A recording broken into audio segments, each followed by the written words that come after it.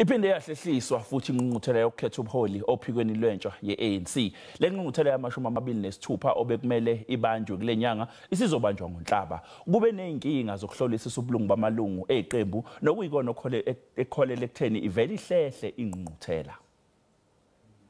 Iphinde yamiswa kwakhona leyo inkomfa kazwelonke yophiko lolutsha lwe-ANC nekungoku nje yakuchopha ngoMeyi kambe ke umhla wokubuya waziswe. Umcimbi wexesha elincinci nelifutshane sisizathu esiphambili esikhokhelele kubeni inkomfa zenginqi namaphondo zingachophi njengoko bekuhleliwe. Ukanti ke nenkqubo yokuqinisekisa amagama ngamalungu ombutho wolutsha lwe-ANC isaqhubela phambili.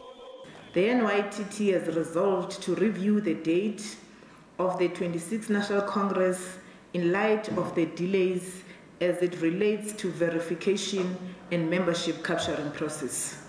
Whilst a substantial amount of branches have been verified in February 2020, there is an appreciation that some provinces and regions have not been able to submit their membership status.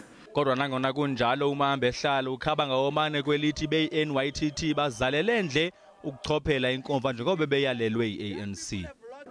Kuyabonakala okokuba imxinwa ngenene lendlela ikhokhelela kwinkomfa yama-26 ye-ANC Youth League ngoku imiselwe uMeyi akwazona ukuba iyawuchopha kusini na kwidyunivesithi yaseFreystata njengoko kubhengeziwe yi-NYTT. Ndingabongile Dumako kwiindaba ze-SABC eRhawutini.